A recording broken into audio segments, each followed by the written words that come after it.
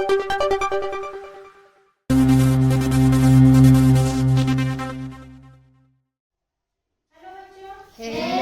तो नवोदय विद्यालय की बुक से तुम्हें ये समझ में नहीं आ रहा इसका आंसर क्या रहेगा, है ना? इसका उत्तर क्या रहेगा बताइए आप लोग। क्या है ये प्रश्न? तीन चित्र तो एक समान है इसमें, लेकिन एक चित्र कैसा है? अलग है, भिन्न है।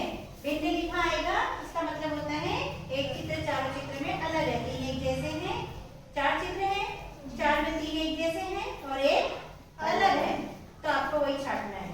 बताइए कौन सा है? पहला, दूसरा, तीसरा, चौथा। एक, दो, तीन और चार में से कौन सा सही है? मेरी कौन सा है? क्यों है? दो जी चार। हाँ, जो भी आप एक दो चार बोले तो ये क्यों है? पहले सोचो। तीन। हाँ, मान लिया तुम्हारा, एक वाले का मान लिया, दो वाले का भी, तीन वाले का भी, लेकिन क्यों है भिन्न? बताओ, कारण बताओ। कैसे निकालोगे कि अलग है, भिन्न है सबसे?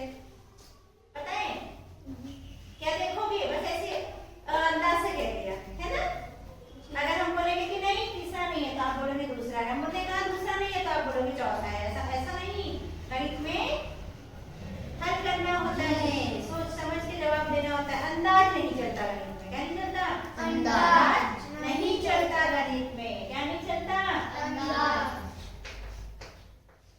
अंदाज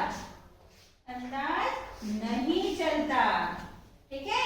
तो बताओ रियल में कि अगर एक है तो क्यों है, दो है तो क्यों है, तीन है तो क्यों है, चार है तो क्यों है?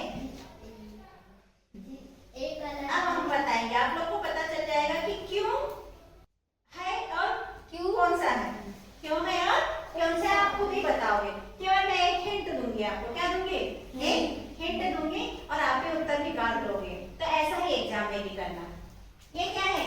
ये क्या है? ये क्या है? ये क्या है? ना। ये क्या है? ना। ये क्या है? हाथ।